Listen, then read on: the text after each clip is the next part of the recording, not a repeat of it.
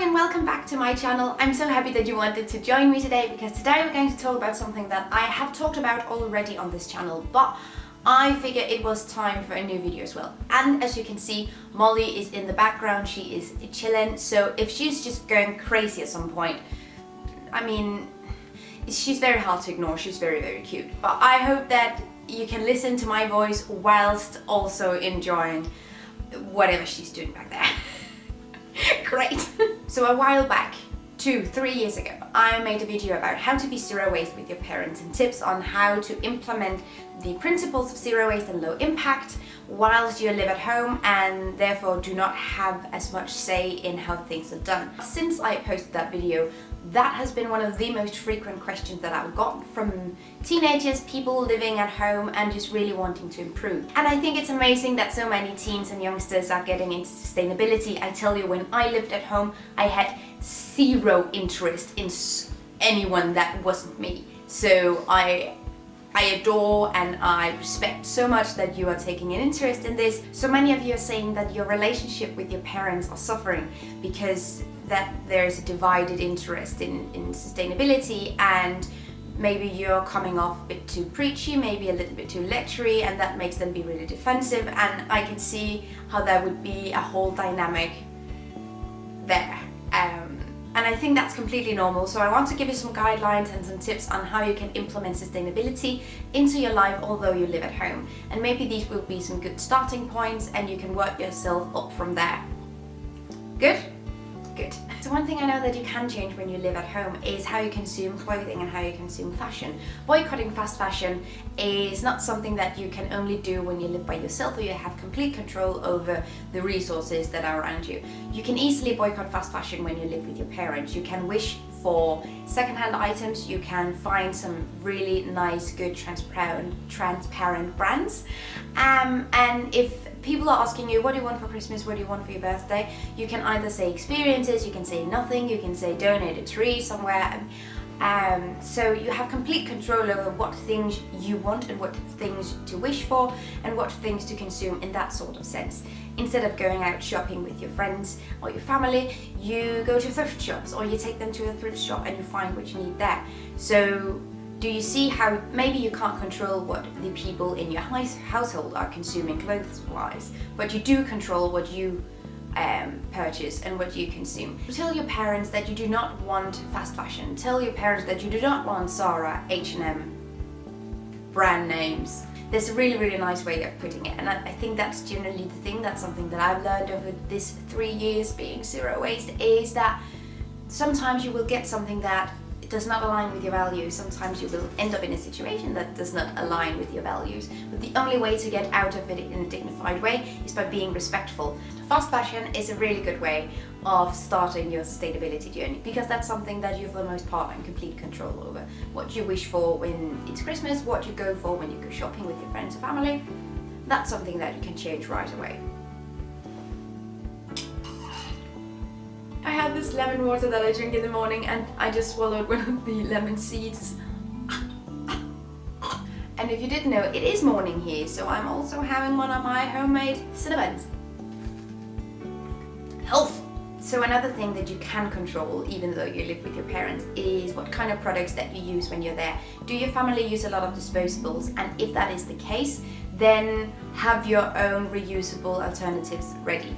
If your parents or if your household uses straws, then just have your reusable straw. If they use plastic cups, have your cup ready, and same goes for lunch boxes and plastic bags. And if it's something that you use in your everyday life that is disposable, you can sort of exchange these products with reusable ones, and you don't have to spend a lot of money to do so because lots of these products are available in thrift shops and in secondhand stores and in charity shops and whatnot. The most important thing when it comes to living at home, living with your parents, and maybe wanting them as well to adapt some of these zero waste values is by showing them instead of telling them. And maybe your parents or your siblings or your roommates won't change right away, but they will see that you do it in a different way. And perhaps at some point they're going to respect that so much that they're going to do a little bit as well. I know, unfortunately, that is not always the case, but I still see how my parents are adapting, even though I do not live with them. But they are taking small bits from zero waste. They are using less plastic bags. They are using less disposables. They are buying more in bulk. And these small things that just sort of happen because objectively we can all agree that that's a better way of doing it, but some people just do not have the tools or the energy or the motivation to change. So perhaps you can be that motivation. It's just very important not to seem preachy or not to, give a big lecture every time a disposable cup is on the table, but instead show them.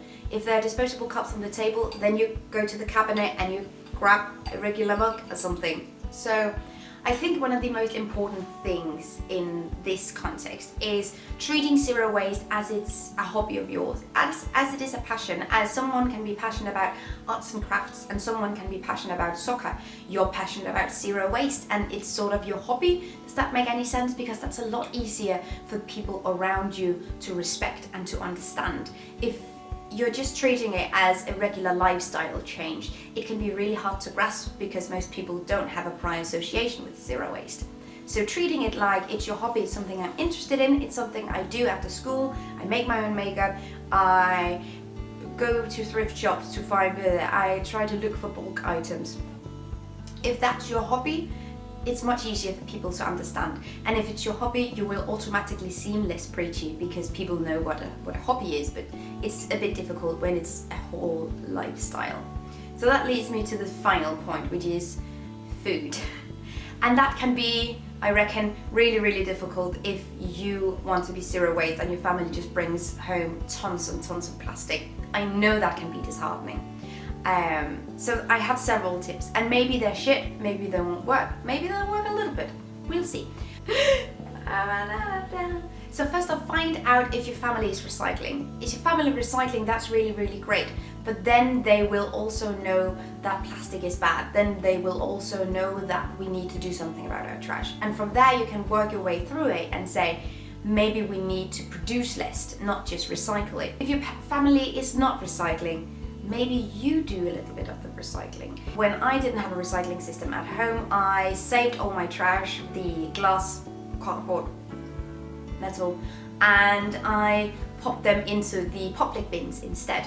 And you can do that if you want to.